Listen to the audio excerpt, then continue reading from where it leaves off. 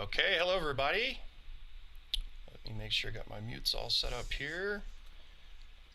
We are on for our fifth live vector deep dive, and we got some interesting stuff to cover. As you see, we could join by a couple of special guests. Trovarsi is back to kind of keep us in line as we talk about some new products, and we have a couple of robots kind of snuck in on us. They're, of course, busy at work, making some new doodads. We'll talk about that in a little bit. Let's make sure that everything looks okay over in YouTube land. And let's see. So first, one quick announcement. I'm working on a small firmware update for the Vector. That will be mostly bug fixes, and that will hopefully be out next week. If there's anything that you think I need to look at, be sure to send me an email, jim@512.com. Of course, Cody and Steve are amazing on the Facebook group, keeping track of things, but I've been pretty busy lately, so the easiest way to reach me is via email. And there have been a lot of online events lately. So the most recent one, let me get an image up for this, was the Synth Society Summit. Yes. And Trovarsi, if you want to tell us a little bit about how this event came to be, and I dropped in on a few of the panels and I thought they were all really great. Thank you. Essentially how the Synth Society Summit all got started was right at the beginning of the pandemic and the lockdowns last year. It was, I'm a co-founder of Southern California Synth Society, and we did a lot of meetups, workshops, jams in person. And at that point, everything just started to lock down. Actually, it had been locked down maybe about, in my area, in the SoCal area, about a month or a little more than that at the time, I want to say approximately. And it was just like, what are we going to do? We can't meet up anymore. We were uncertain about what was happening. And we were like, we should try to do something online. And Corey and I were just chatting about it because we were always talking, and we're like, we should do something, and so we're like, let's do like a synth summit thing and like have a bunch of panels and talk and nerd out on various topics. And we're like, well, who's gonna do it? Like, how are we gonna do this shit? And so we're like, okay. So like, I was like, okay, let's do it. So we just like basically knocked out like a rough idea, like schedule. And then we're like, let's reach out to people on Instagram. So basically we cold called and messaged all these other synth societies that we happen to be linked with on Instagram through various people, or seeing them, and like, like looking at hashtags, and then like just reaching out to people and just say, hey, like, we see that you're in this group. Are you interested in being a part of it? And, maybe like hosting like that particular hour, and we kind of just divvied them out, and we just basically we each selected and just started reaching out to people. And at that point, like, I think everybody, not just us, they were feeling it, because they were all used to meeting up too, in person. Mm-hmm. So it was like they were all like hungry and less like, yes, nice to meet you. Yes, we'll do whatever you want. Like, it's basically, yeah, we'll do whatever it takes to like participate. And it really actually, we didn't even think about it at the time, but it really started this snowball of online events taking place like all over the world in different cities, and building that layer, that foundation of everybody staying connected. And it just kind of like took off. Like, then more events started happening online with various synth societies. It started incorporating other people outside of their areas. And it just, I think, really started to it was like that foundational point to really start bringing people together from out of their little nooks. And since then, we've had Modular World. It's had their big anniversary party. Like, all you guys, like, I've met you. Like Colorado, like Seattle, all of them, like North Coast, East New York Modular, even in the UK, like it just sort of started bringing everyone together, and I'm super happy about that. So by the time this year came around again, and we were all like doing so many live streams, and then David, by that point, one of the heads of Colorado, was like, "Are you going to do that Synth Summit again?" And I was like, "Oh, I don't know. Like, there's so much going on." And he's like, "I think we should do it." And I'm like, "You know what? You're right. Like, it was a very pivotal moment for all of us." Like I said, but this time you're going to help. Because like it definitely Corey like and I were just like nonstop streaming, like tagging back and forth, like there's like we just needed help. Oh And of yeah, course they yeah. were happy to do it. And then we just hashed out a schedule and then just kind of did a similar thing. We were able to have performances the night before because we actually built relationships with people and asked them to perform and stuff, which is cool. We tried to get people that throughout the year that we saw like on Instagram, but maybe they hadn't had an opportunity to perform yet. So we tried to reach out to those people first. And so we got some new performers, and then we just split up the panels, and that was it. But I thought it went great, and um, it was great to have it spread over to their channel on the Sunday as well. So I think overall, like, I'm super happy about it, and I hope that we just continue to do it every year, really. Yeah, no, I thought it was Yeah. great. I was lucky enough to participate on the sequencer panel, and Mm-hmm. let me spotlight that real quick. And it was nice because it was a couple different manufacturers and Mm-hmm. some heavy duty users and lots of different opinions. And it's something of a theme that we don't cover much here, but I'm actually pretty supportive of, is mixing different sequencers depending on what sort of task you want to do. And Steve's got Mm-hmm. an example coming up later where he's using, I think it's the dot. Is that right, Steve? Actually, I'm purely using the vector today, but yes, I am going to explain how I incorporate the DNI Pro dot in as well. Yeah, I am. I like the tagline, "We play well with others," as far as the vector sequencer goes.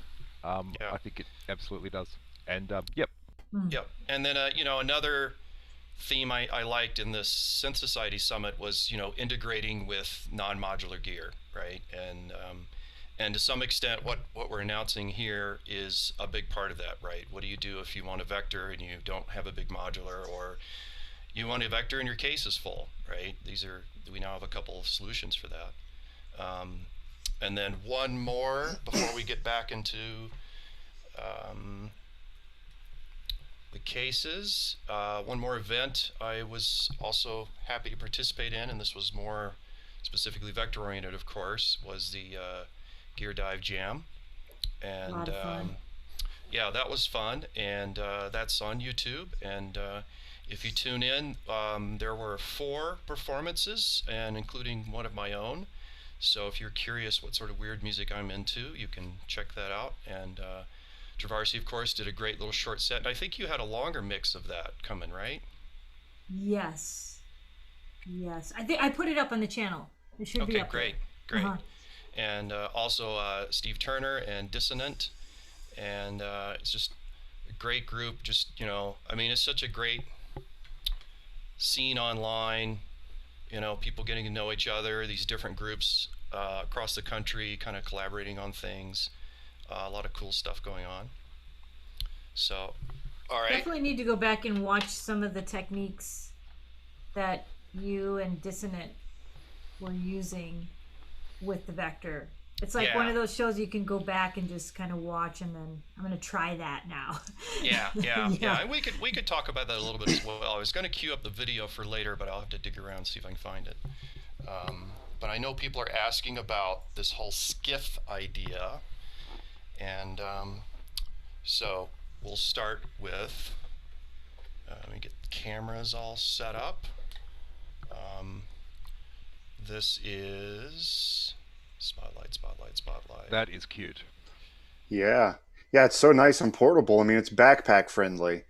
I mean, pop a USB in and control your computer or patch into your friend's rig if you're just carrying a sequencer. I mean, Mm. Yeah, so this is a 42 HP 3D printed skiff. It's done in one go with a couple of color changes, which is pretty cool. It only fits the vector, and I have an empty one show you as well. So this is one as it comes off the printer, and we'll talk about 3D printing a little bit more. Power board goes here, wiring harness here. In the US, this will come with a power adapter for $99, and we'll talk about how you can buy them in a little bit. And my table's shaking. And we also have, for people who need a little bit more space or they have an expander, there's a larger skiff. And this one is also 3D printed. It is a modular case. It's printed in sections because the printer can't go this large at one time. And it's actually made up of pieces like this. And this is a 28 HP section. This is what the printers are working on right now. And this happens to fit a little power board. This kind of slides in right here and screws down. And then there are also 12 and 14 HP sections. So you take a 12, a 14, and a 28, and you get 54, and that fits a vector and an expander. And I don't have one assembled, but I'll show you a couple pictures of those in a minute. What else? We have real rails. So let me get something I can use to slide this out. We actually have real steel threaded inserts, nice and durable, but also replaceable, which is kind of cool. And we put space for bumpers on the front edge, and we have kickstands, so you can open these up. And it's funny because I always do them like this, and then everybody else always does them a different way. Yeah, it's pretty rad because if you had a skiff in front of that skiff, then you can have one pitched and have one flat and kind of make a nice combo skiff setup. That's Exactly. super handy. Yeah. And So, what size sections are they going to be available in? so initially, it's just going to be this as an assembled unit. And then in July, once we have more power and bus boards, I'll sell individual pieces. So this is expandable. So let's say you put a vector and expander in here, and then sometime later you want to add something else. You'll be able to buy a 28, a 12, or 14 HP section, possibly also two other sizes I've used before, 8 and 20 HP. And the power board is itself, it's not a particularly beefy power board, but it can be chained, so you can have several power boards, and I'll show an example of that in a minute. And then it can also connect to a bus board, and the bus board also kind of slots in right there, and I'll show that in an actual configuration in a minute. And So these can Jim, be chained.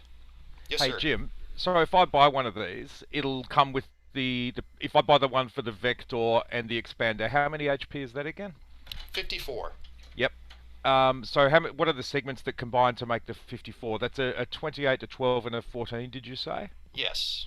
Okay, great. And if you buy that, I can see from inside there's a power switch on it, which is great because there's a few other skiffs that do not come with power switches. You just got to pull out the jack every time you want to turn it off, which is, fine.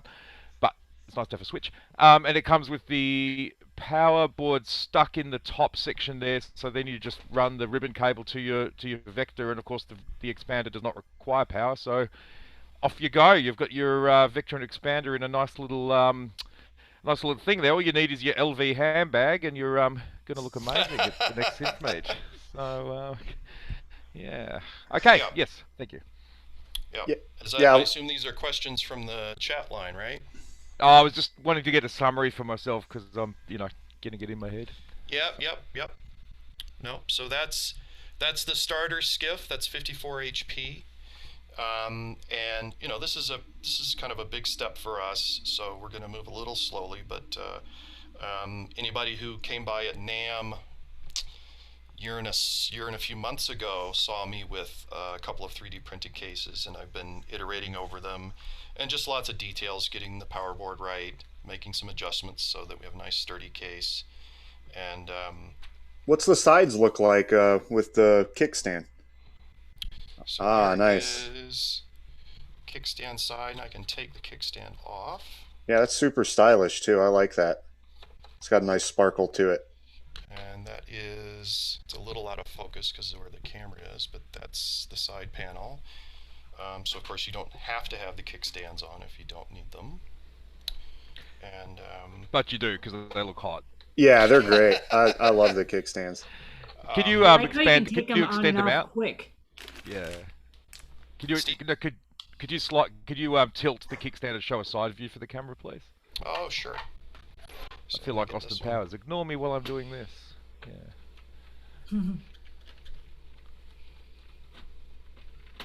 And there are stops, so it stops at exactly 90 Yeah. degrees relative to the case. And these two don't have them, but we usually have little bumpers on here that help with skid control. So Yeah, similar to the ones on the back there. That's yeah, nice. that's how it looks opened up, and then kind of And like that. just to complete all the views, let's take a look at the backside and show off the nice red So and the little bumpers. yeah, so Yeah, what great color scheme. and we're also, I decided last minute we're gonna also have blue. Ooh. So I made a custom blue case for someone, and someone else saw it and says I want it in blue. So that's something we can accommodate. And You've opened yourself up to a world of pain. Now you've got more than one color option. yeah. So it's all right. I've had my prototype for a very long time now. I just want to highlight that because you can, well, as this goes on, the plan is to provide different sized HP expansion modules. Basically, you assemble them like with the top section and the bottom section, and then with the sides to kind of bind it all together. It's very solid once you do that. And I was mucking around with my prototype, which is on my website, if anyone's interested. And I was messing around with it between a 54 HP 6U and a 70 HP 6U. And it was just, probably about 10 or 15 minutes work to sort of disassemble everything, put it back together at each different size. And it was just really good fun doing that. It's a nice clean build. You just need a Phillips head screwdriver with a bit of length on it, so you can sort of get into to screw in the nicely sized screws there. I can't remember what size they are, but they're a pretty solid fit into the chassis. And once you do put it all together, it feels a lot more solid than I had expected. That's for sure. It's a neat little case to put everything in. And as far as depth goes, which I'm not sure you've mentioned, Jim, but for me, it fits my Disting EX in it. And if anyone's got a Disting EX, it's a beautiful module, but it's quite deep, and it fits in my prototype. So, yeah. That's good to know. Steve, because can I ask you a question? Did you say your YouTube channel or your website? And if so, My can you drop website, it? which is steveturner.com.au plug. So steveturner.com.au, and it's on the Vector page in there. I've got the prototype case there. Right. One other thing you guys didn't mention when you showed the back, which I thought was kind of cool, is that you can just unscrew the back pieces if you need to take a look at a module or anything. You don't have to take everything out of your case. Yeah, that's a great point. Yeah. Because you're right. If you need to service something, or yep, there you go. That's perfect. Exactly. Or if you just want to get your ribbon cables nice and routed exactly the way you want them, instead of the nest that can form back there. That's so convenient. Yeah. Yeah, so this is a custom case I did for my AGH system, and it's 1, 2, 3 28 HP sections plus an 8 HP. So that I think is 92, I think. I had a smaller setup, and then I wanted to add the magneto, and so I extended it a little bit, and this one has the new bus board in it, so I've got 4 connections across here, which is, let me kind of get the angle right so you can see where the bus board is. But the nice thing is these are flat towards the bottom of the case. They don't interfere with the modules. And no flying bus cables. I mean, come on. Yeah, that was definitely something I wanted to avoid. And we What have kind of 2 brick power are you boards. using for that? I'm using a Meanwell, probably a 4 amp brick, which is overkill for this case, but this is definitely, the magneto takes a fair bit of power, so I actually put it on a dedicated power board that's chained to the main power board, which comes in from power. So we have power here with our switch. This comes in 15 volts to the power board. There's a 15 volt chain to the second power board. And then the first power board has the connection with these wires to the bus board. And I know it's tricky to get a good lighting with a black case, but I think you get a good idea that, I mean, I can't think of any other cases that allow you to get in through the back while all your modules are plugged in. So that's nice. And I'm kind of all about small cases, maybe medium-sized cases. This is my own personal system. Let me Ooh-wee. zoom out a little bit. That looks like it would fit in a backpack. This does fit in a backpack, a large backpack. It also fits very well in travel luggage. And so I got the vector and the expander. I've got one oscillator, mini mod voice, which I use the Dixie 2. Sometimes I use it as a second oscillator. I usually use it as an LFO. Quadra, 2 of those envelopes over there, 2 more envelopes driving the Beehive, going into the Steiner VCF, and then again, and then from there into the Coma reactor, which is a kind of a trippy delay. This is the system I use for the Gear Dive Jam video. This plus the AGH system and a few other bits.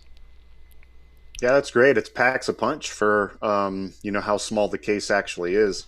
Yeah. And I love the profile, you know, because with the right kind of pack, you could fit 2 or 3 of these skiffs still patched together, especially with all those nice Luigi right angles. Yeah. It's I am a big fan of right angle cables these days. So while we're on it, just Jim, I've ran out to the lounge room and grabbed my my prototype here. So you can see I've got a complete synth voice up the top with the studio electronics. I've got the Rample as a drum sound and sort of sample player. Got the Disting EX in there as promised, little mixer. Vector down the bottom. I'm running a row power for power because this prototype didn't have the power option back when you were, you know, doing the designs. And I got maths for modulation and a little FX8 on the side there. So that plus, say, a Korg XD or my Oko stand in the lounge room is the perfect sort of lounge room, glass of red wine and jam setup for me. What's the HP on that? Just for This is 70 HP, so 6 That's use just 70 HP. So, 70. and it's there's a few things about the prototype that aren't quite as polished as the finished version there, but I've had a fantastic go with it, and a couple of people have asked about heat. I leave mine on a lot, right? And I've not had any heat issues at all. Same here. Like it's on so often that the vector just goes to sleep, and I come back and it's fine. Yeah. So anyway, no, that's All right, great. so- What a lovely case. Yeah. No, it's a great little size, and I mean, look, these cases aren't for everybody. If you're really into having a metal case, there are a lot of great options there. But I think for smaller cases, there aren't a lot of like flexible options. And if you like a small 2-row case, there's almost nothing these days. Everybody's moved to 2x104s, which they're nice, but they're harder to travel with. And of course, you know, everybody hates having a case that's half empty or a quarter empty, or, you know, so this is a way to avoid that. And then I forgot to mention the price on, let me get this back up,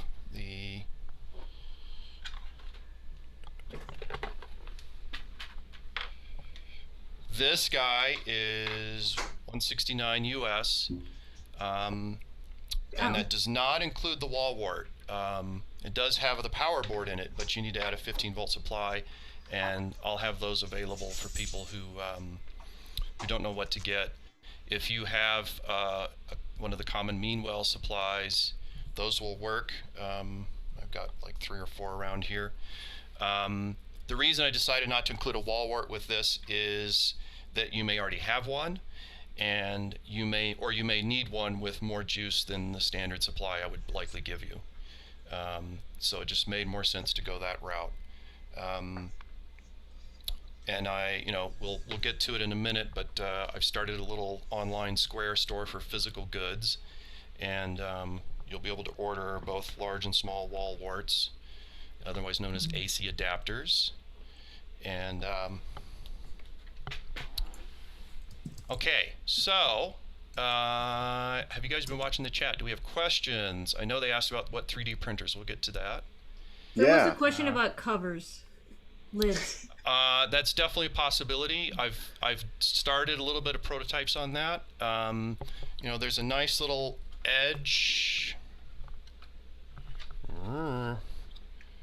right here. There's a little edge that's grippy, hopefully grippy enough. I think we can pop a top cover on there. It won't be, we might need to have a little extra Velcro strap or something around it to hold it in place in a backpack, but it's definitely something I want to pursue, because we'll soon be back to traveling regularly, and being able to protect the case like that would be really nice. So let's talk. Yes, sir. I had a quick question. When you connect two of them together, is it two power supplies, or would there be a switch on the top and the bottom? Like, how does that orientation end up? For a single case or for multiple cases? Like, if you did two skiffs similar to what Steve showed a moment ago, I guess he has his power in there, but like with the 512 power. There are slots between the... Okay, so when you've got the 3U at the top and the 3U at the bottom, there's a bracket in between the 3U sections that is specifically to join them together, and it allows routing of cables between the two sections. So it's got little rounded edged rectangle openings, which I think Jim's trying to show. Actually, someone came up with a genius idea in the chat, Jim, which was you should make a white one so it stands up better in the demos. And I think that's something you should absolutely pursue. Why are we not putting money into this? But there is routing capability. So in mine, because I've got a different power solution than what the final product is, I'm running some ribbon cables between the top and bottom sections and things like that. So yeah. Nice. That's great.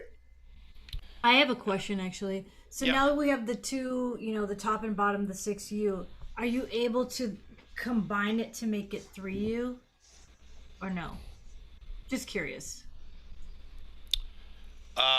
Feasible. I'm not sure if it's advisable. The design is, there's no limitation inherent in the design.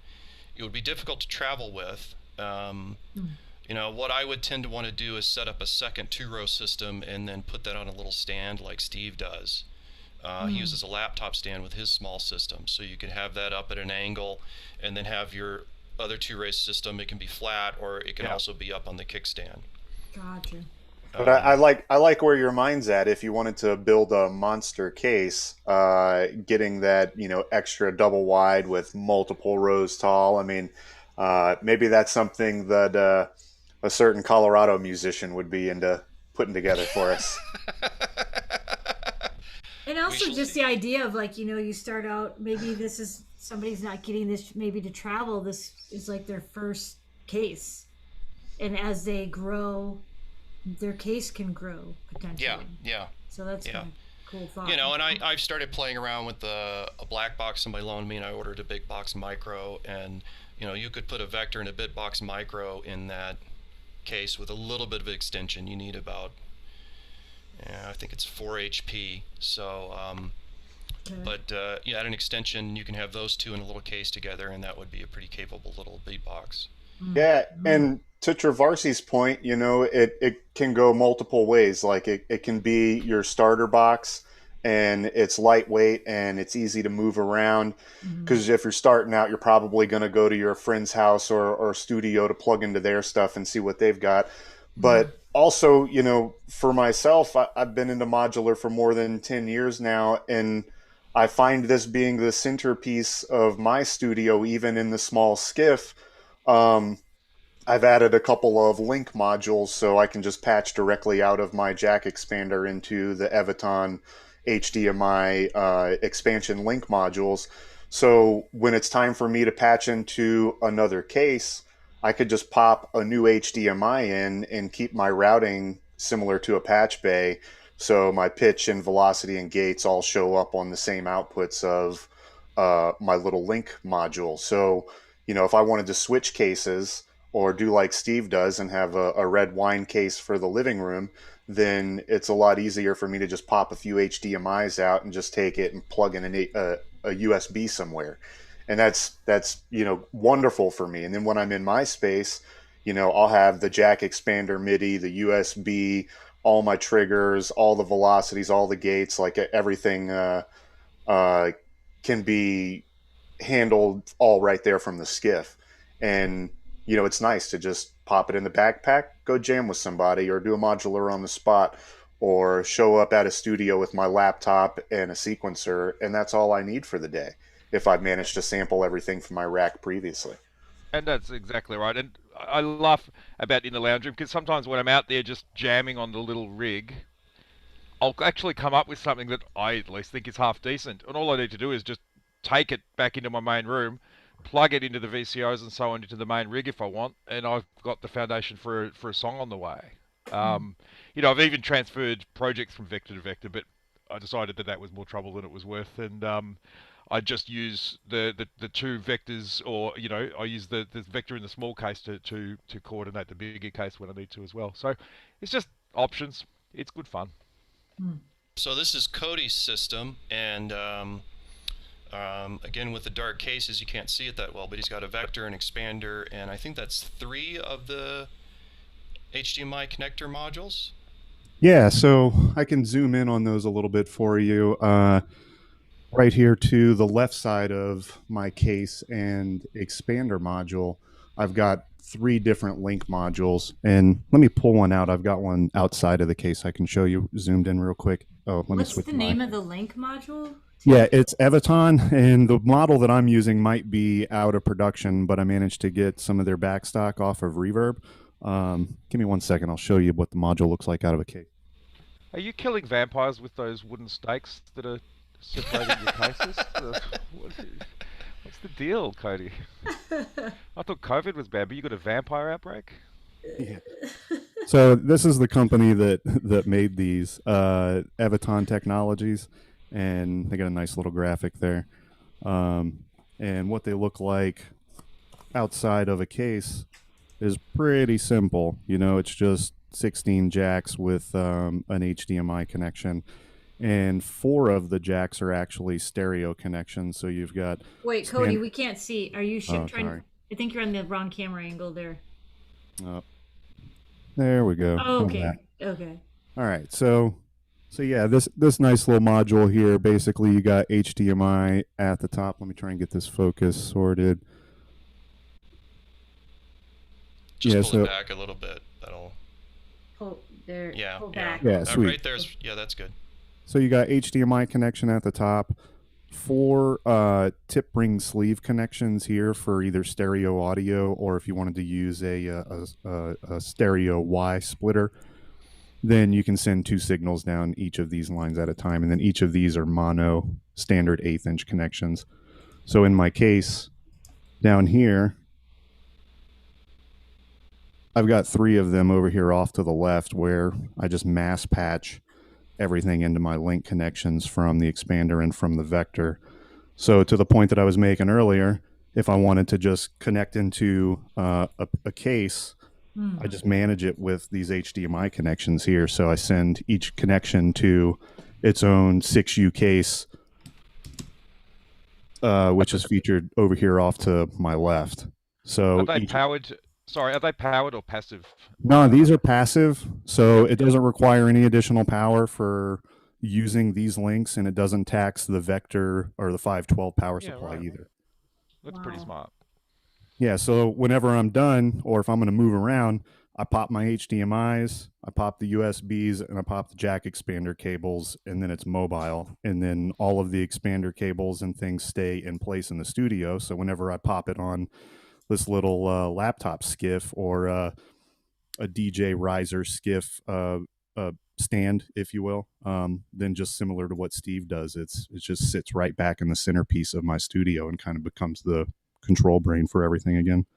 That's really sweet. Hey, another question for you from Chris. because he's got a fairly small rack and he wants to a big by small I mean massive. So Yeah. he's obviously looking at expanders. Is there any sort of CV bleed between those passive modules? Like, if you send pitch across, do you sort of hear any interference between? Obviously, gates and triggers are a bit easier, but yeah, do you get any bleed? I have not noticed any bleed with a 6-foot HDMI cable, and this particular brand got a really nice review for having discrete circuitry. So Right. far so good. Yeah, because Nice. I'm using trunks in my setup, but I only send triggers across them, so I haven't tried CV. So it is an interesting question from Chris there. No, it's a great question. And yeah, maybe if you got to 10, 12, you might 10 or 12 feet or a couple extra meters versus the 1.5 to 2 meter length that the cable is provided. Mm. I'd Maybe you'll obviously see say some your drift, but sorry, I'd obviously say that your mileage is may vary as far as whatever results anyone gets, but it's really encouraging to hear that you, with your fairly complex system, are having a good experience with the Evertons. yeah, and I hope that they bring them back. Honestly, Yeah, there yeah. was quite a bit of inventory left on Reverb when I looked last time, and I wrote to them and just asked if they had any more lying around, and they happened to have a good bit, and then released some more onto Reverb. So, yeah, shout out to Evaton for those. Yeah, my system, it kind of covers all of the different pieces. I've got a bit of a bit of MIDI, a bit of computer sampling, my sequence synthesizer rack, along with MIDI hardware and analog voltage controlled hardware. And the sequencer, the 512 sequencer, the Vector, handles all of it beautifully. And being able to sync everything up to one brain just really tightens my system up wonderfully. So if anybody out there has any questions, feel free to shoot me a DM or something on Facebook or on the 512 group if you got any questions about how I set up my system. I can walk you through different variables that might be helpful to your setup. Thanks, Very Cody. cool. It's a great way to set up a system, particularly when you're moving between a studio setup and a portable setup, or between different modulars. Here's an image of one of the blue versions that I did a custom order for somebody, and in front of their incredible, crazy 5U system. And the blue looks really nice. It's kind of shiny, and this image also gives you a pretty good idea what the 3D printed texture looks like. And that is something to keep in mind about 3D prints, is they have the look about them, and that's something to keep in mind. If you're interested in the case, these are not injection molded. These are printed on my two little friends over here, which I think I mic'd up today.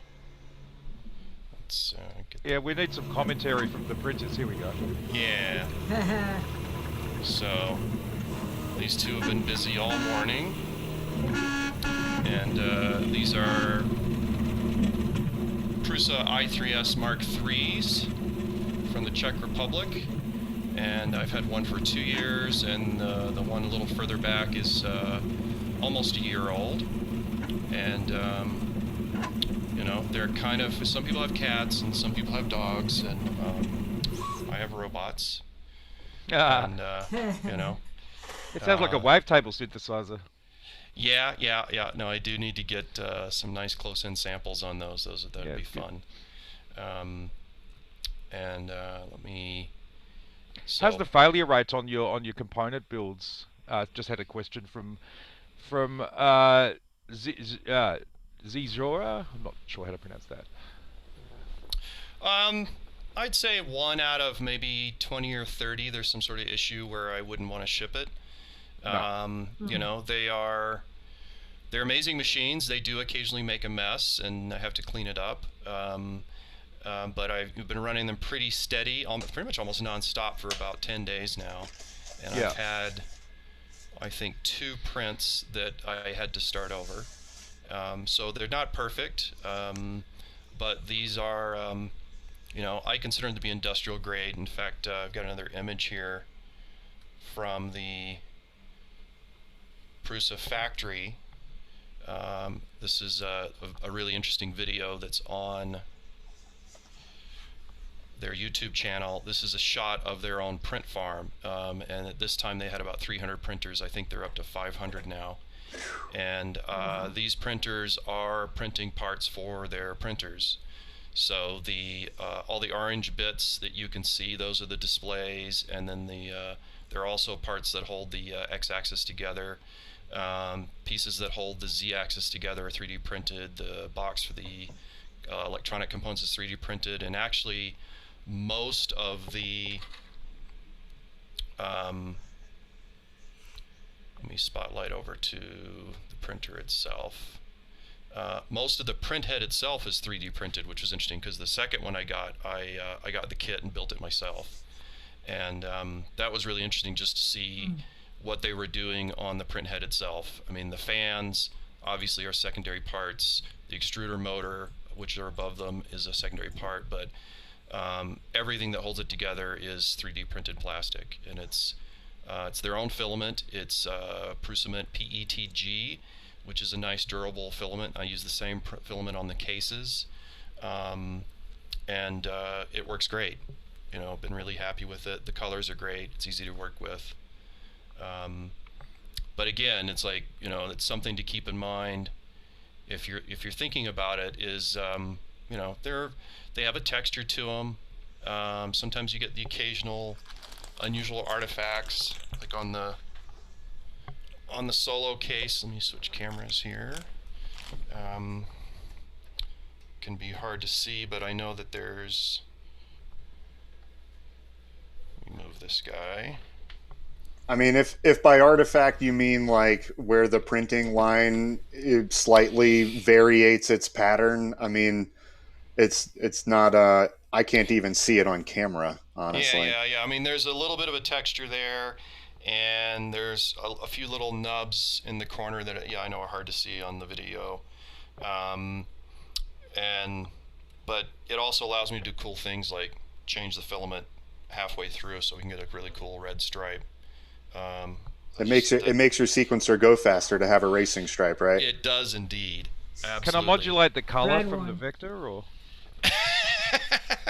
Actually, I was tempted to try and put a white LED in the case to see if it would glow, but Oh, LEDs mean noise. yeah. Haven't gotten around to that. So what else? We talked about the blue one and the Prusa factory. Well, and you've been using the 3D printers for a while now and working on the cases. You know, they, in addition to the cases and printing parts for themselves, they actually print some parts that we use inside the vectors, which is a nice little bit of trivia there. Yeah.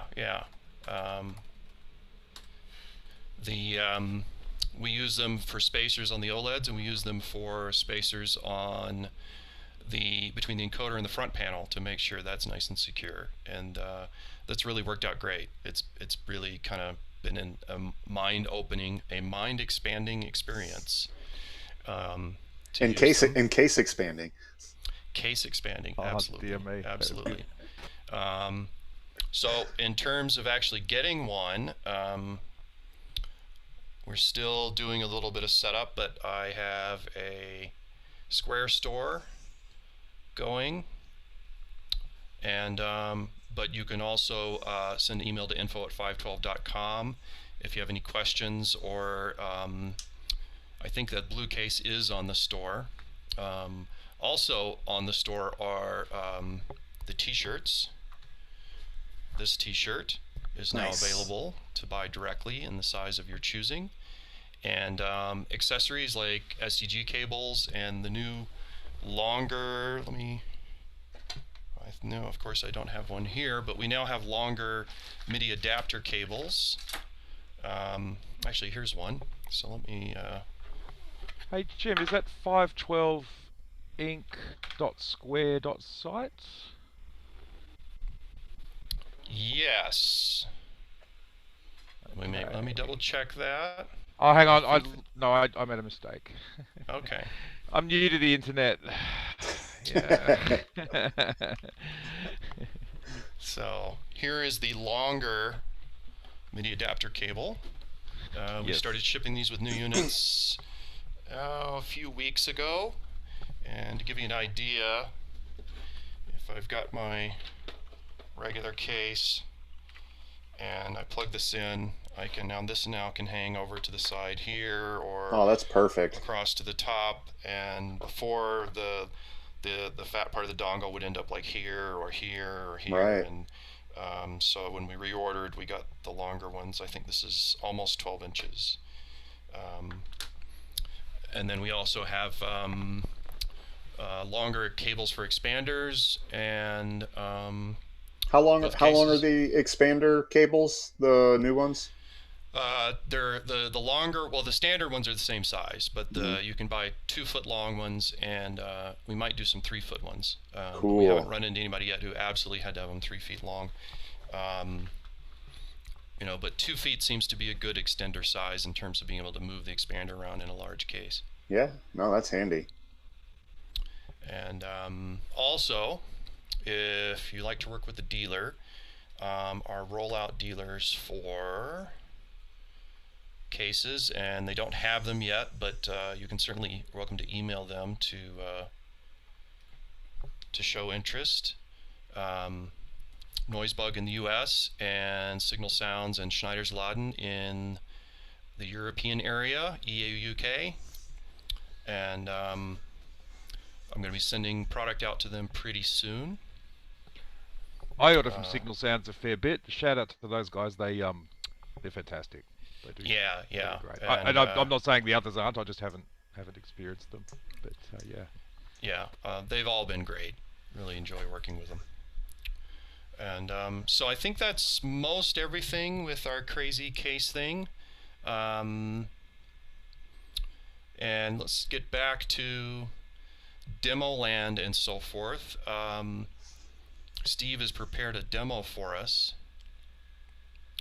Are you ready for demo, Steve? You're gonna have to turn the light on in the modular room. I'll turn the light on so the focus works. Just talk amongst yourselves for a minute, and I'll make things right. So, Jim, have you sampled the 3D printer sounds yet? No, but I got a mic in there, so I should get started on that. And there's a fun trick I want to try. I want to start them at exactly the same time, or as close as I can, and then use the phasing effect, because one's a little bit faster than the other one, and so they will quickly go back out of sync.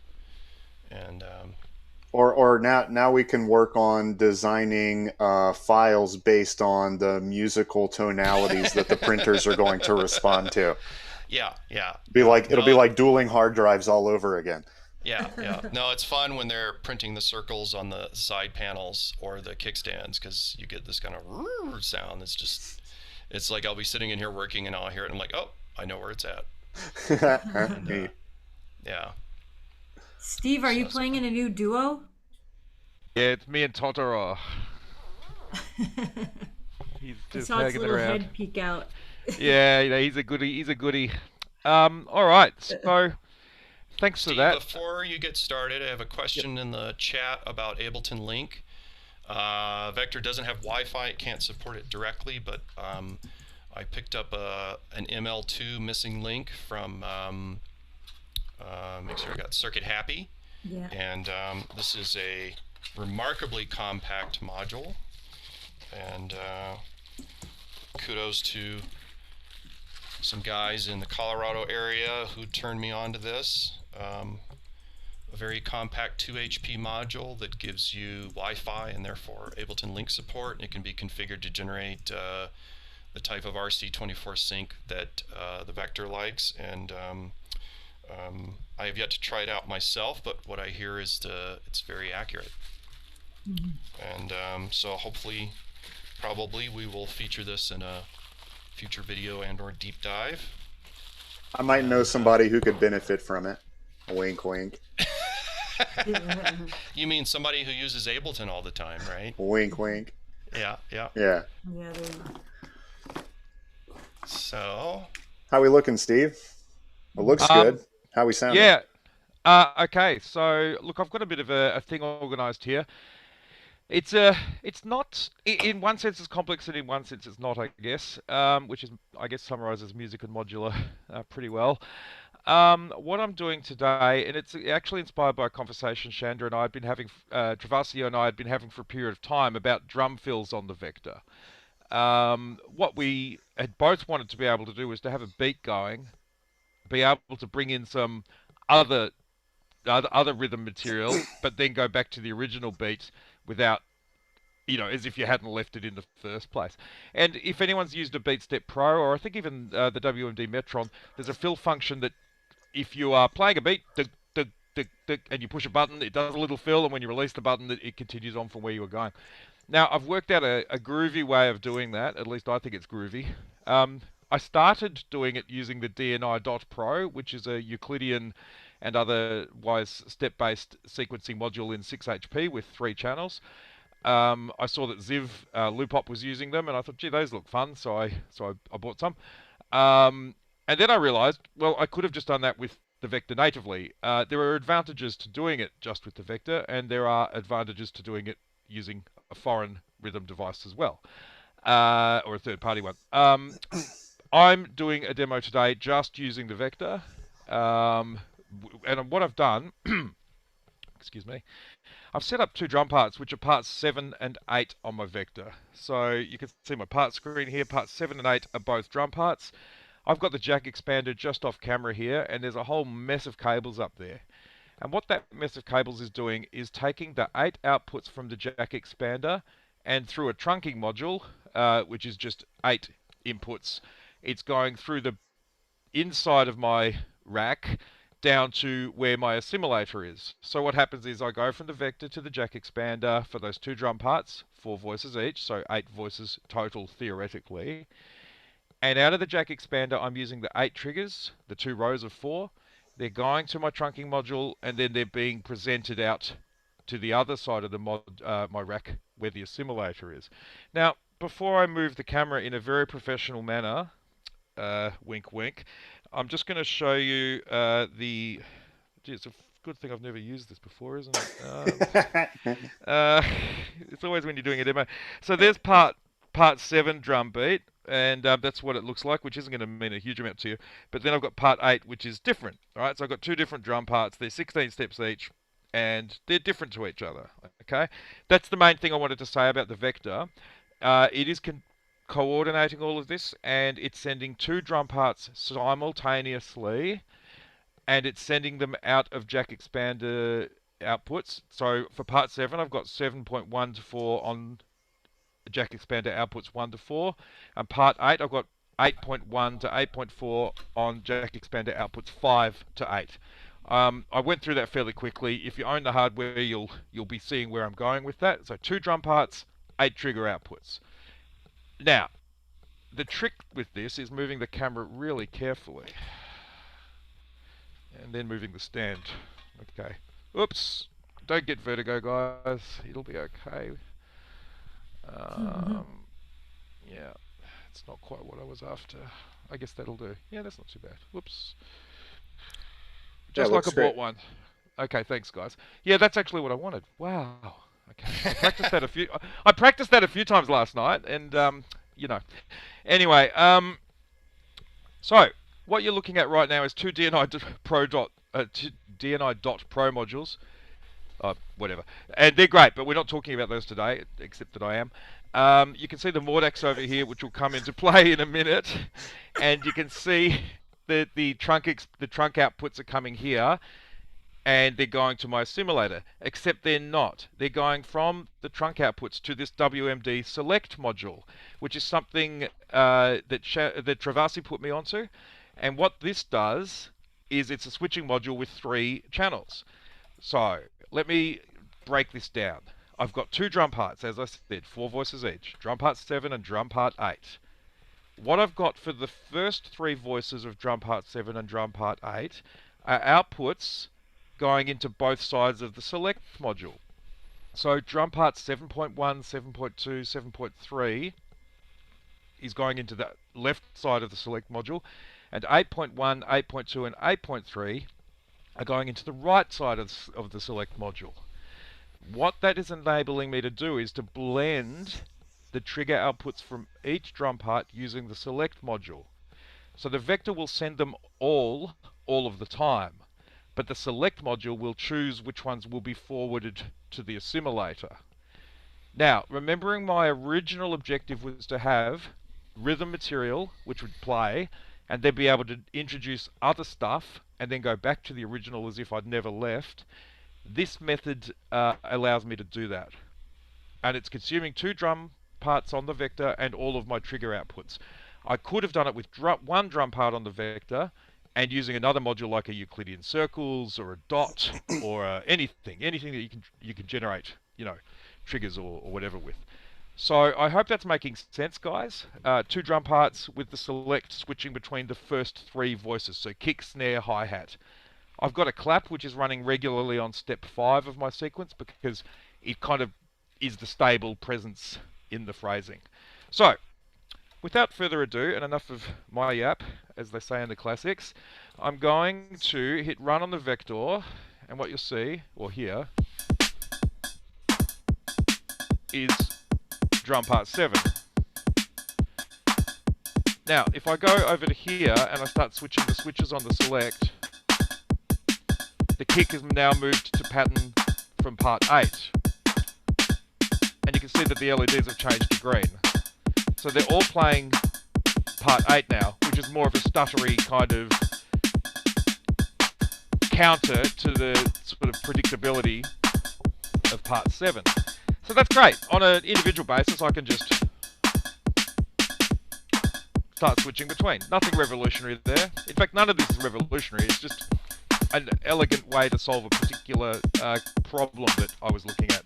Now, the next thing I can do is, if I just take my camera over there a little bit, you can see that I've got this groovy little guy here. That's it's a Maestro module, which is 6 sort of LFO out. Now I'm going to unmute the first LFO, and what you'll see, I've unmuted them all now. You can see that the select lights are now changing, and that's changing based on the CV inputs that are coming from cool. the Maestro. Yeah, and you can see on my my Mordex data the 3 different shapes coming. So much like Jim's 3D printer sound experiment, I've got 3 different rates of LFO telling the select when to change between those 2 different sections. Now, remember, my original objective was simply to create fills. Okay, I've done more than that now. What I've got is a drummer who's consistently changing between 2 different patterns for those 3 voices of kick, snare, and hi-hat, and they're doing it out of sync with each other. However, the timing of everything is always in sync.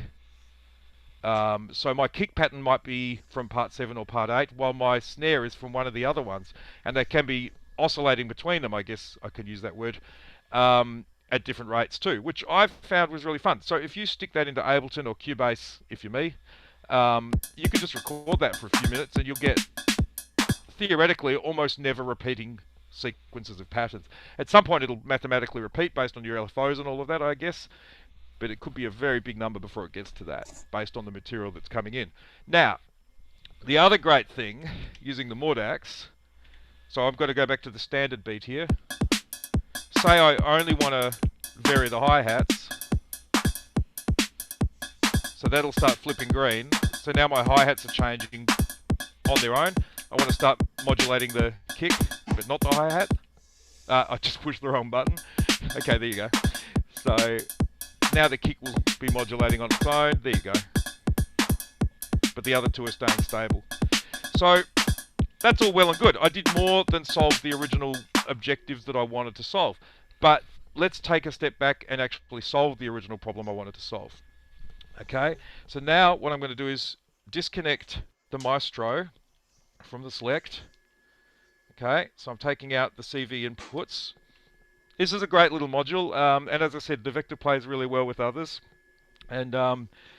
WMD does make some really nice utility modules, and with the 4x2 drum voice outputs from the vector, it makes a load of sense. Now what I've done here is I've plugged this pink cable into an instro. I think it's an F2 or a 2F, and what it is basically CV controlled from two little sliders, so manual controller sliders. And I believe Trovarsi's using an IntelliGel. What's the joystick module?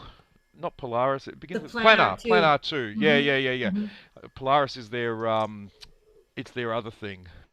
Yeah, they do another thing, and it's called Polaris. That's a filter. It's a filter. Thank you. Yes, Mm-hmm. all pro all the time. Here we go. Here we go. So what I'm going to do here is I'm going to modulate the select using this hand controller here. So you can see the greens all change from red.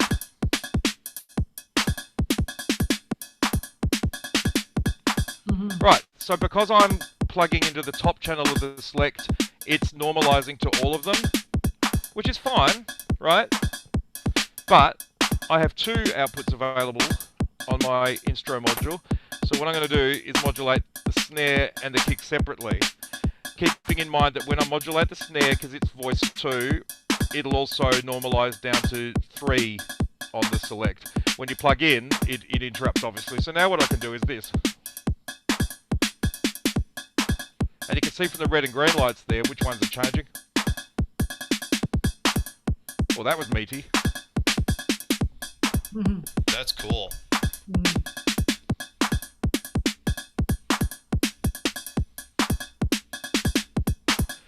So, easy way to jam live, create interest,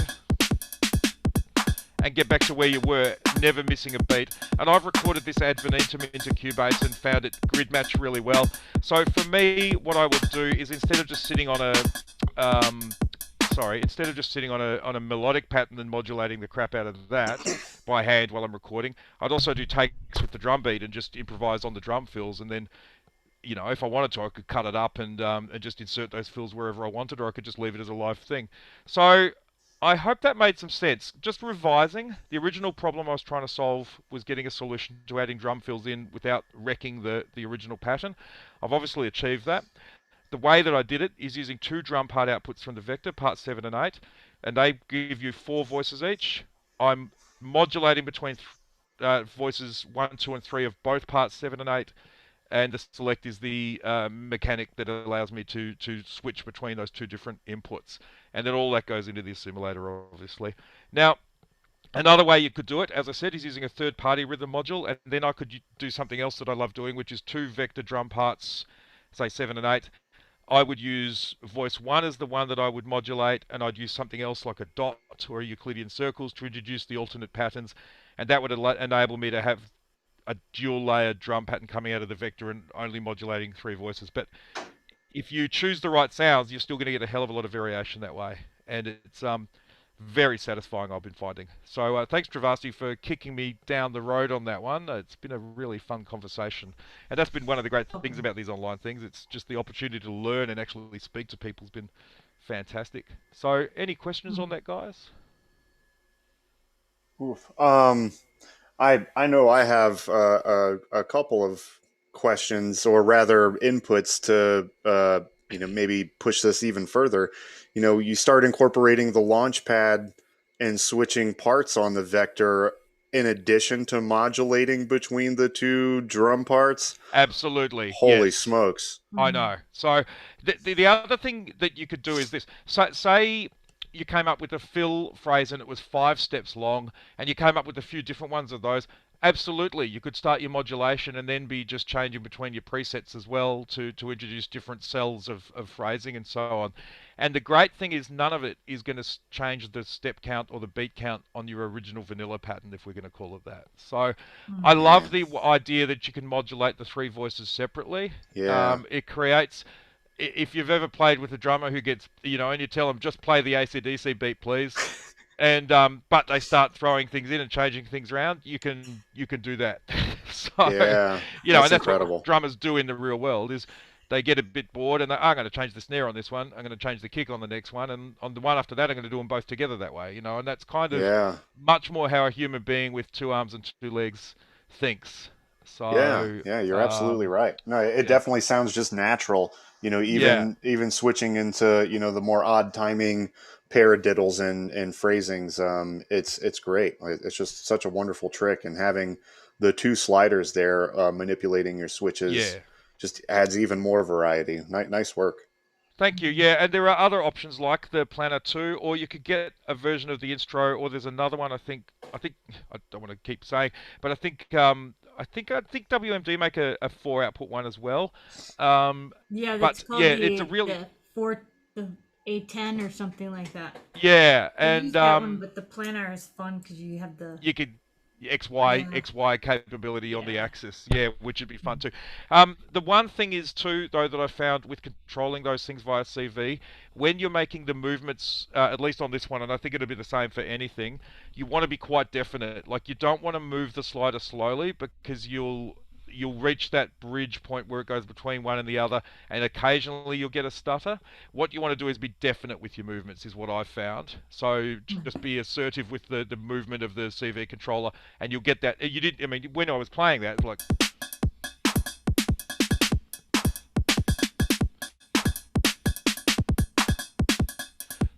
So you can hear some of those kicks were really close together, but there was no fragmentation or anything there. It was just nice and tight. So yeah, just be definite with it, and you'll be right. I'm Good done. stuff. Good stuff. So that's, I think that's a great example of how you can build your arrangements so you can perform it live and do some interesting things live without making yourself crazy trying to memorize a bunch of complicated moves. And I know for the piece I did for Gear Dive Jam, I started out with a lot of improv and actually a pretty long improvised solo, and eventually decided to sequence that and even put it on a playlist so that I could hit one button on the launch pad and have it sequence through about 8 presets, and that allowed me to turn my focus onto something else, knob twiddling and kept watching the levels and things. And I think that's kind of something to keep in mind for me as a the instrument designer, right? The building the sequencer and the UI for the sequencer is like, okay, it's nice to have certain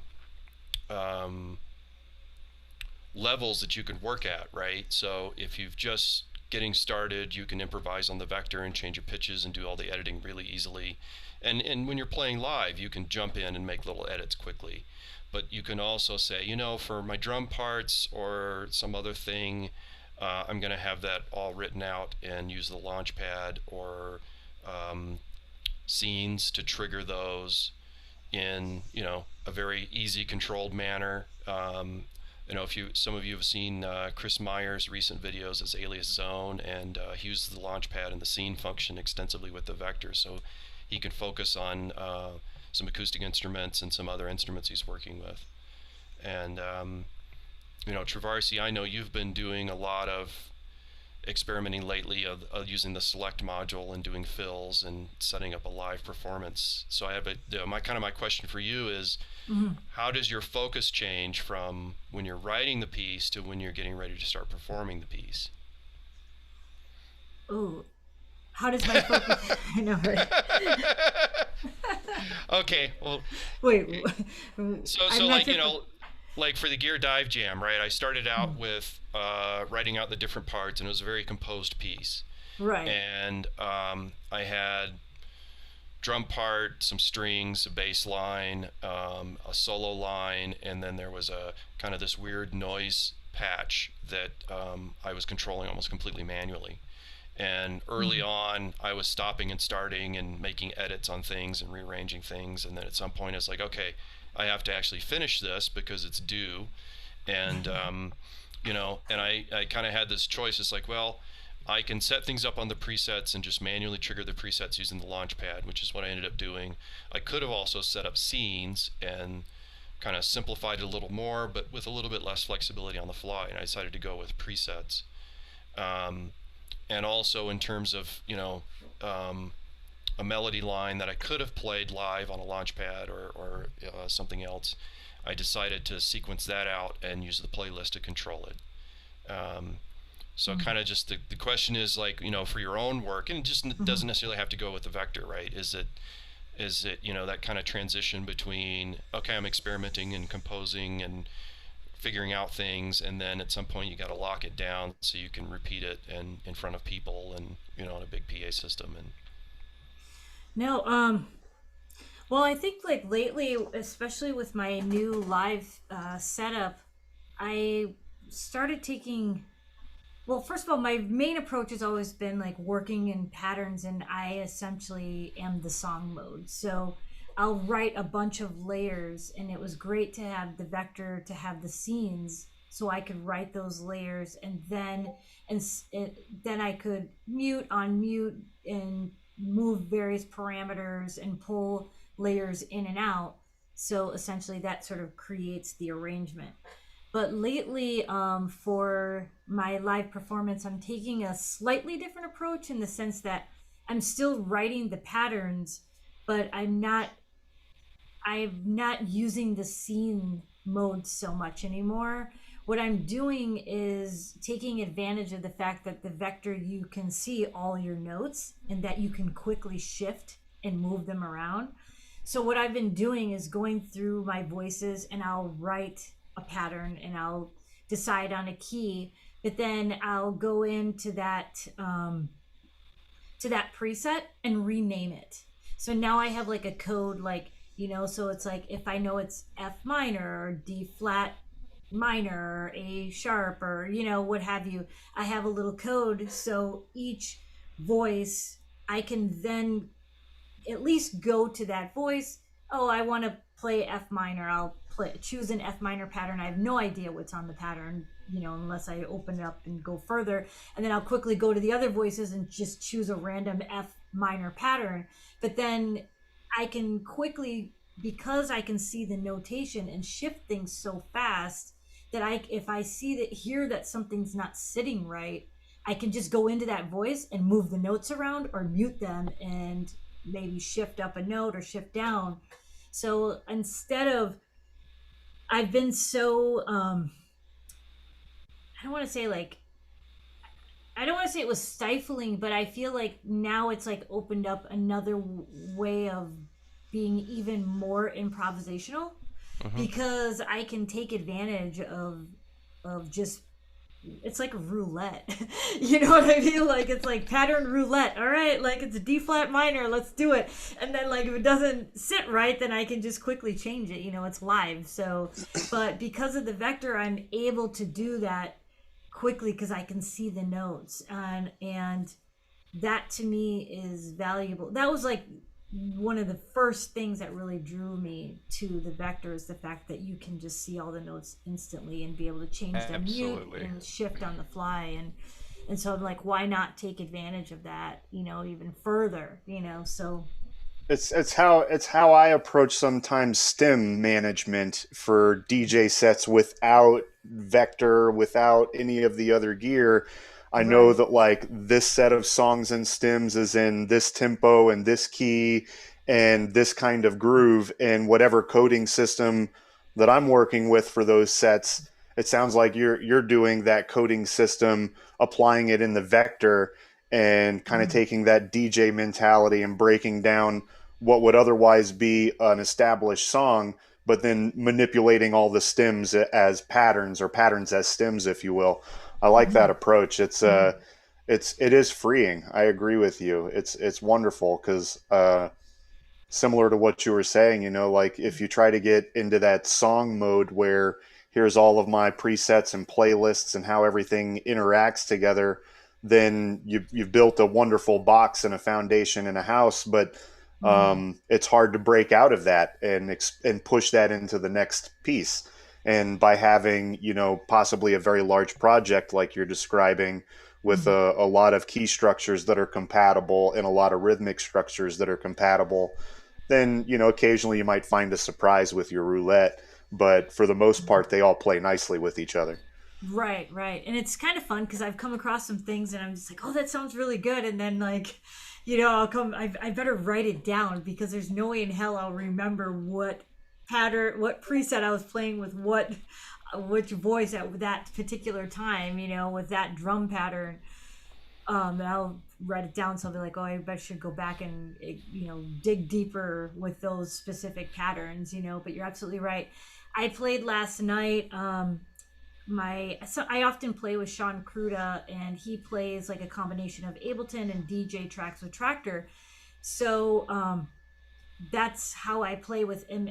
That's how I'm able to play with him as well. Like, we essentially do like a back to back layered set, and I just tell him, like, make sure you show up with that your tracks are run through mixed and key, because if I ask you what key you're in, you better be able to tell me, like, so, I mean, and he does, and it works out, because then I can That's be like, great. okay, like, tell me your next track or whatever you're going to be playing next, like, what key are you going to be in? So then I can immediately go into the vector and just start exploring and write within that key and be able to play along with him, which is great. Nice. Yeah, it's a Do you lot guys of share fun. clock between systems or things like that? We have in the past, but no. It was just Beat that.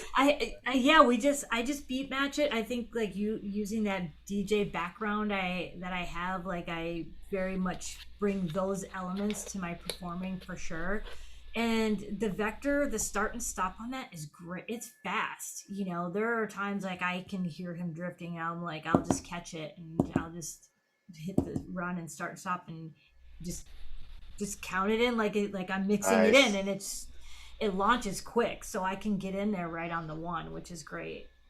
I was doing Yeah. exactly that earlier with a record. I was like listening to a drum and bass record and had a drum and bass stylish pattern and was like, oh, check that out. I could just cue that in. If you learn the timing of the start and stop and you have your cue set up Right.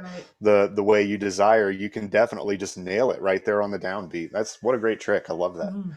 Yeah. Thank you. You guys talk about that like it's easy. There you go. It's You all get, about the tap tempo, man. yeah, Just you just it just becomes second nature, like one yeah, hand down, like, like getting it yeah. I'm a guitar player. Timing is someone else's problem. Come on. You got to hammer those notes in the solo, though. in. Right. They could follow me. Yeah. Nice. Yeah. What wonderful tricks. I love the DJ influence, and it helps tie into a lot of different scenes that maybe people aren't considering can be tied into the Euro rack land or into Mhm. MIDI modular sequencing land. You don't have to be into one specific set of instrument types, and that's the beauty of the vector, because between the DIN outs and the MIDI outs, the multiple MIDI outs, the Mhm. USB in and outs, like all of the various capabilities, you can plug in practically a limitless amount of digital analog equipment and get all the different feels. Or if your friends from classic DJ land are used to using old school Yamaha sequencers or beatboxes or Right. whatever, like all of that stuff can just sync up with and play beautifully. So it's wonderful to see all the various iterations and everyone's perspectives, um, and all the new influence that we're seeing with the time that we've had to dive into our systems over the last year and a half. I was going to mention this earlier as you were Mhm. talking about some of the synth expos and summits and online streaming concerts. Mhm. You know, I consider myself a somewhat social person, but sometimes when I'm out in a crowd or dealing with a live space, I might not consider myself as much of a social person by the time I'm feeling overwhelmed by all the different performances and things that people are engaging with. So I was going to ask if, from your perspective, setting up the expo, Mhm. do you find that people are more what with their personalities and their synth music because they're in their own space, and it's just kind of like a camera feeding from their own personal bubble, if you will, out to the rest of the world. Sorry if this is a little off topic, but I was No, thinking no. about it again as we're talking about the varieties of systems and what people are comfortable in. And I personally have gotten a lot more comfortable with my rig, having a lot more time with it over the last year and a half. And I think that a Mhm. lot of other folks may have as well. But I'm hoping, and I think I'm seeing more folks being more comfortable displaying their talents now that they've been able to do this in a remote setting. It's a lot less pressure when it's not face to face. Oh yeah, totally. I think that a lot more people have been able to come out of their shell and try different things because of being in the comfort of their own home. I mean, and also just having the performance background, it has been sort of nice to be able to just, oh, I'm going to use this synth today. And like, I'm going to use my big system and my performance case, Yeah. But like, I did have like a rude awakening last night when I had to pack my gear up and actually go somewhere and like shoot. And it was a good experience, actually. Like I had some minor issues, like nothing that I can't work out, like a couple things I need to shift around, and a couple things there that I fixed on the fly. But yeah, I think as we move into being able to go to people's homes or play out or go to Modular on the spot or what have you, like it is like you do have to start to shift your focus. Like, what are you going to take? How are you going to take it with you? And that's always been in the back of my mind since before the pandemic. I know, right? Wait, It circles back beautifully. Wow. Did you plan that? I know, right? Let me see if I can show you my setup. I set up majority of it since since last night. Let me kind of do, of course the camera's off. Just give me a second. And let me,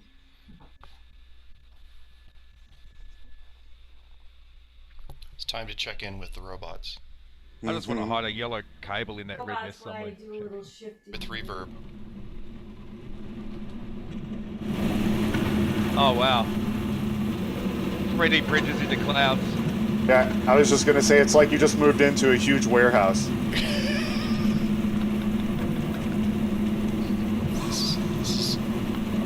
Oh, that was a nice They're gonna have sound. to do one of those.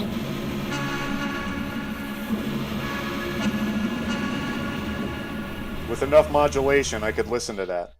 Yeah. No, just some contact mics so you get a really nice clean signal, and a little more mixing, and maybe a couple of extra printers, and You guys hear me okay, or? yeah. Let me get Okay. let me get you Sounded pinned good here. over the printers actually. There you go. Okay. So I'm kind of standing away, so I can't really see the screen right now. But Oh, looks so great. basically, this is the case, Jim, that Jim built me. And the reason why I wanted this specific size is for the reason of being able to travel. And I've slimmed down to using smaller components. I think I mentioned in the chat, and HR Terror commented and asked about the heat, and I know you guys mentioned it. I've had this on since about 9:30 this morning, and it's a little warm, but no warmer than when this is on. You know what I mean? No different than when my actual, like my other big metal case is on. And I left it on through the live stream as well, just so I could come back and touch it. And I got this new Magma bag, and because of the shape of this case, I'm now able to put these smaller components in this little rollaway bag that has, like, essentially, this can Perfect. pull up, and then I carry this as like a briefcase. But if I need to, if things get tired when you're running through the airport, I can always just set it on top of here because this thing pulls all the way up, this handle. But the idea is I want to be able to carry everything with me. And last night, one thing that's cool I was able to use with the Vector, which I haven't finished hooking everything back up yet, but I have a gentleman that I know, Devin.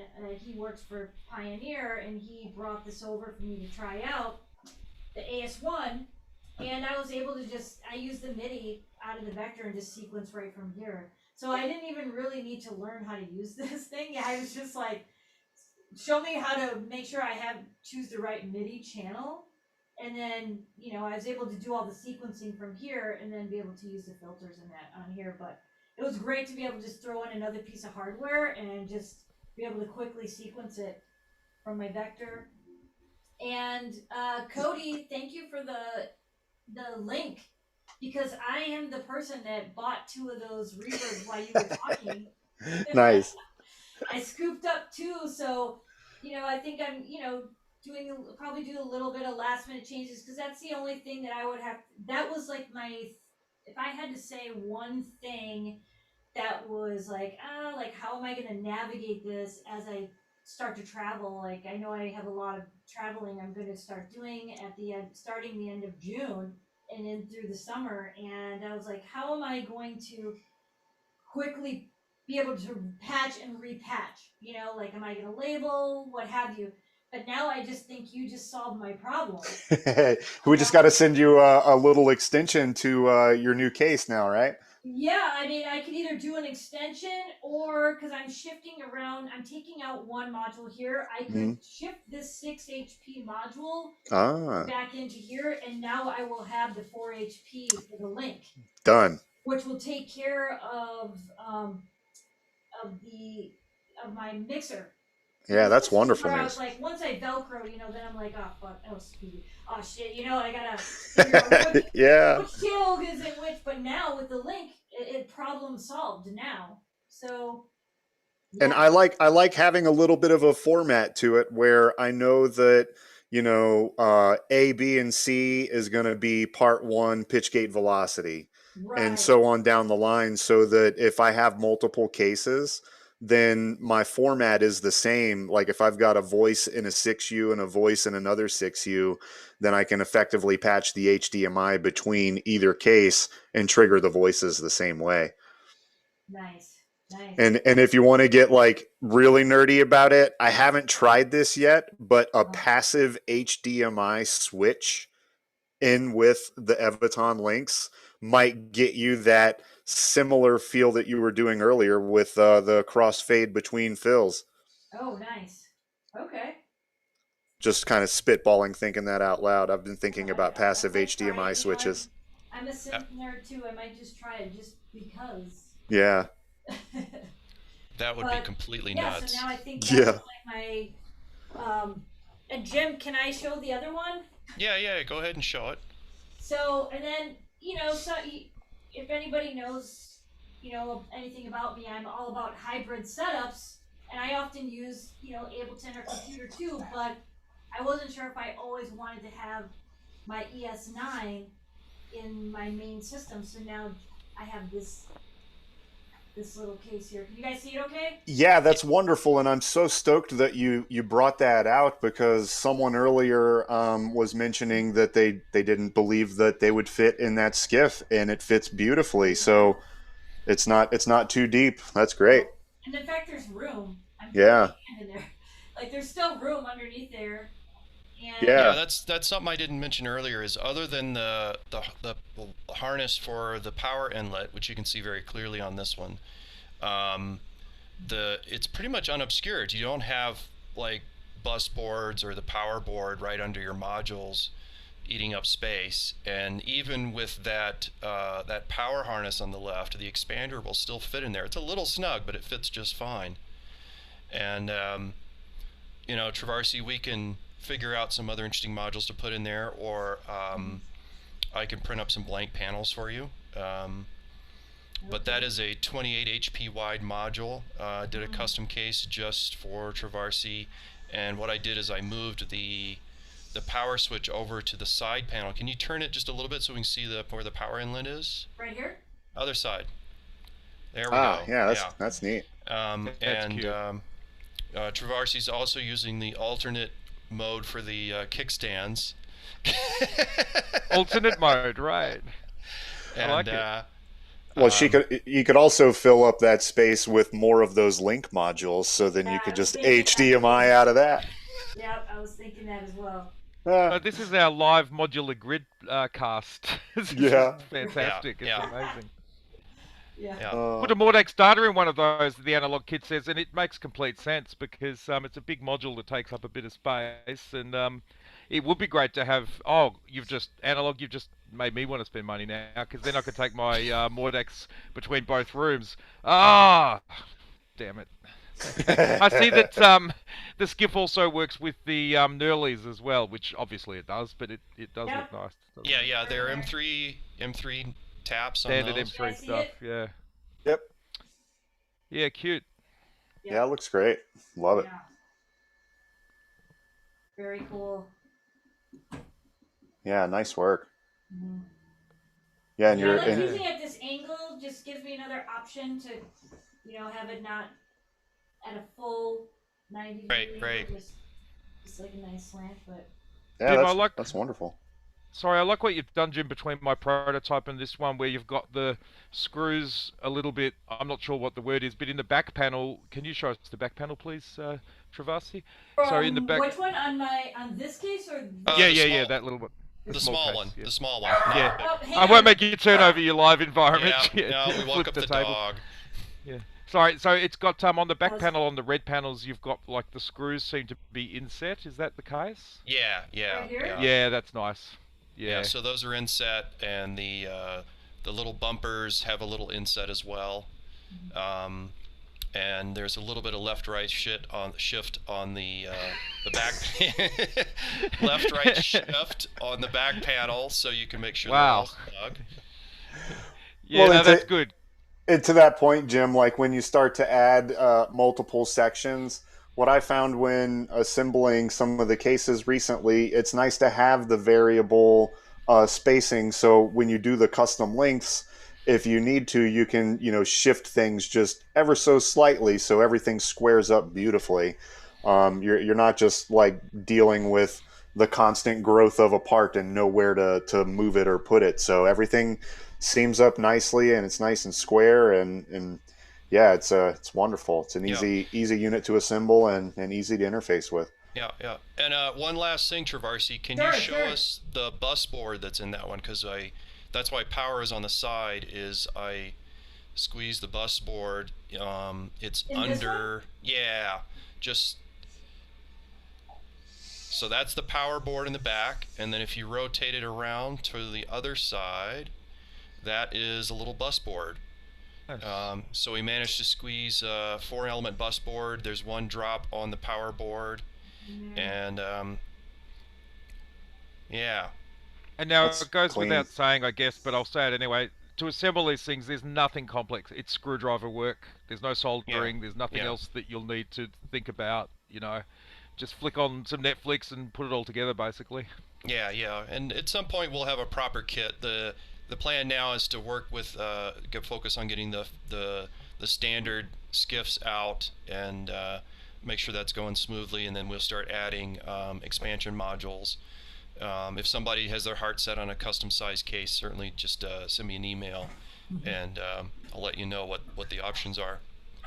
And yeah, Nice. but I mean, they're fun. I love having cases that are kind of custom sized to whatever the task I want them for is, and I have little robots that are just eager to print these things out. Plus, they're stylish. I mean, Yeah, it's hard to see it on the camera, but it's almost like there's little speckles of sparkle in there in the filament, and it makes for a really nice finish. Some of the other smaller skiffs that I've seen out on the market, there's a lot of bended metal and some, kind of wood bookend things and some other stuff. But I will say of the stylistic factor, A+ on design there. Really Thanks, nice dude. work. It caught my eye when you were playing at Noisebug 2 NAMs, I guess it was at NAM 2019. No, that was just over a year ago. It was 2020, right that's before right. we all went into lockdown. It was like end of February, That's 2020. Yeah. I get them confused because it was like right at the beginning of the year. But yeah, it was you and Chris were playing, and I saw you. You were like, yeah, this is my case I'm thinking of, and I was like, well, you let me know because it was very cool. It was so. Awesome. are. Really happy to get you one. And, thank you. Yeah. So let's see. Any 2x HP segments? 8 HP is in the plan. That is about the smallest we can go and still make it assemblable, just in terms of getting screwdriver access to the what size are we using? Number 10 screws. They're about 5.5 millimeters. Nice beefy screws. And I could make it a 24 and just throw an 8 HP module next to it. I could have a modulation module next to the Mordax and have just take that around with me. That'd just be cool too. You too could go on Reverb and order the remaining link modules. Ah! think we're gonna have to send him an email and say, Yeah, you someone might want just to do wrote another that. run of these. Yeah. Mr. There's like XX. one left, Steve. When I got on there, it said 3, and I was like, oh, I'll just order 2 right now. So that's why there's only 1. So you better jump on it. Yeah, no, someone already bought that. Mr. Terror bought it. Yeah. And I said it's like being the first person to own a fax machine. You've got nothing to send to anyone. Like, just one module. Well, it does come in pairs, so. Yeah. Yeah. Oh, right. Okay. Yeah. So, okay, winding down, folks, on this warm, sunny afternoon, beginning of summer here in the Northern Hemisphere. I'm sorry, Steve, you've got the wilds of Melbourne winter to work through. And so we'll be back in, it's almost June, but we'll be back 3rd or 4th week in June. I can't remember which. We haven't set a date yet. And we'll have lots of new goodies for you to show. Software goodies. Well, I don't want to, yeah. We'll do some more tutorials. Feel free to send me an email or post on the Facebook forum anything you want to see on the deep dives. I kind of feel like we'll be in demo mode next time around. We'll do lots of demos and things. And I should also mention on the 512 YouTube channel, I've started posting some tutorials. I've got like 4 more almost ready to put up. And the idea is to fill those out to cover pretty much anything you'd like to do. Let's see, anything else, folks? I'm checking the chat line. Is it possible to chain the cases with 1 power brick? We can't do that yet. I thought about that, but decided to pass for now. One thing is that I've learned myself is you want to make sure you have a relatively beefy power brick with a larger system. And not sharing power, particularly, with the small cases, it's generally not a problem, but if you've got a 2-row case or a longer 1-row case, it's better to have a power brick that's way more than what you really need. You'd also need your 0-volt reference and things like that too. Oh no, that's if you've got 2 power bricks. Sorry. Yeah. If you No, chain the wrong. cases, you would do that. But then I'd have to source the cables for that, and that's I'm not quite up to that level yet. Maybe a little later in the year. So just to clarify in the chat, sorry, because there's a bit around this. If you have a case that is, say, multiples of 3U, like 6U, you just use the 1 power between the 2 segments, we'll call them, the 2 3U parts, and you've got routing available internally to be able to route your power that way, right? Yeah, so you'd have your power board up the top, another one down the bottom, and you'd put a ribbon cable between them. Done. We're talking right now about 2 separate, discrete, individual cables, right? Yeah. So just to clarify, because let me bring that up large. Okay, so this is an example. This is the power board, and this connector comes from the power switch, and it has 15 volts from your wall wart or AC adapter. There's a separate output here that's 15 volts, so we can chain power boards. Each power board takes that 15 volts, converts it to plus and minus 12 volts. We've got an onboard connector here, which is ideal for just when you have a vector and expander or the little solo case. And then this connector is for a bus board connection, and this is a 6-pin connection that connects to either side of a bus board. And that runs your Euro power, say from here to here, and then you can have multiple bus boards and chain those. So it's really flexible internally, so you can have multiple power boards and therefore get your own different zones, and then have multiple bus boards as you need them. And then, but for say having a skiff, or like if I have my half in progress drum skiff and then a vector with that, I will need separate AC adapters for these 2. But you also get a power switch. 2 power switches. Yeah, so, I mean, effectively speaking, if those cases join together, similar to Trovarsi's and Steve's case, then you would use the linking bus boards inside of the case together, as long as you didn't exceed the power supply amperage capability. So in a roundabout way, if you join cases together as one unit, yes, it's easier to link.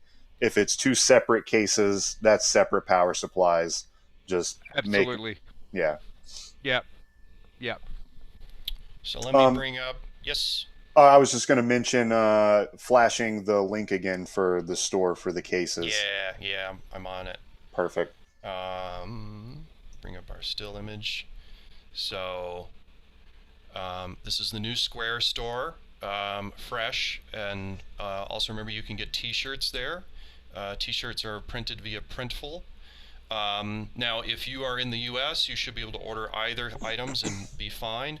If you are outside the U.S., probably contact me or work with one of our dealers that I know will be carrying cases. Let's see, there is the dealer list. So Noisebug will be having cases in the U.S., in Schneidersladen in Berlin, and Signal Sounds in the UK. Up in Scotland.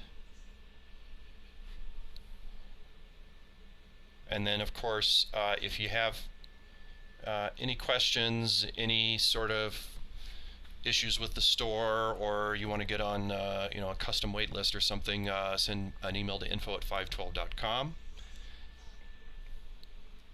And then also online, be sure to check out the Gear Dive Jam video.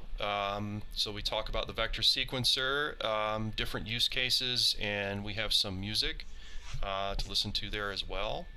Trovarsi and Corey were hosting, and it's cool because Corey I don't think he'd never seen the vector before. Is that correct?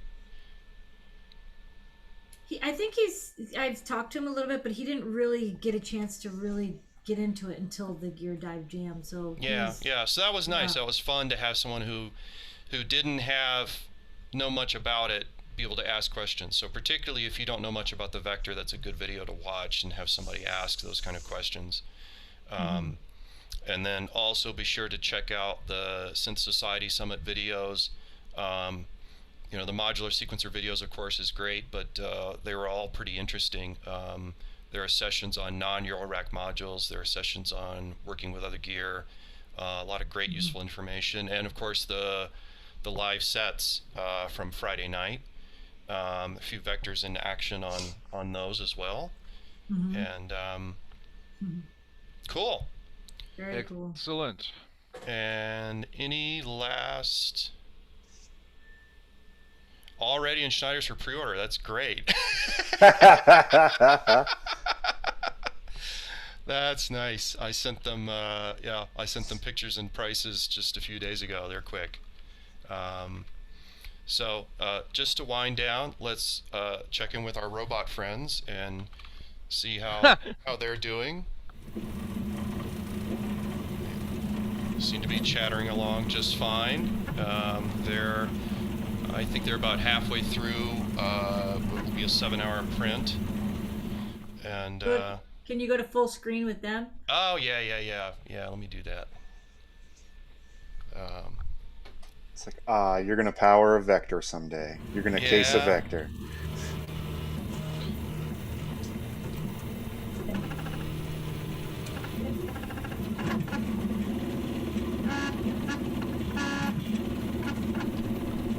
Nice. They are kind of fun to listen to. Yeah. Not when you're trying to sleep, but that's also one of our workrooms, and Cody's sometimes in there and gets to listen to them chatter to each other. Yeah.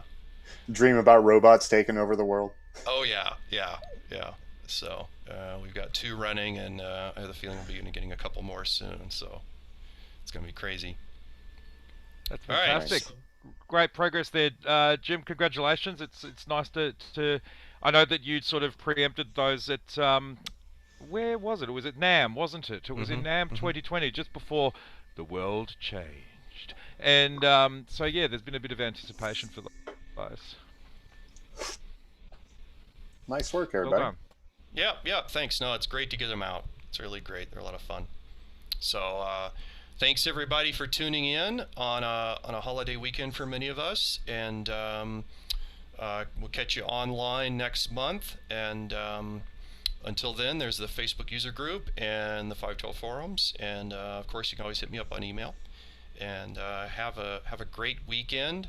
Have some fun. Make some music. Get outdoors. Maybe both. And we'll see you again soon. Thanks care, everyone for joining everyone. in and all the great questions. Yep. Thanks for tuning in.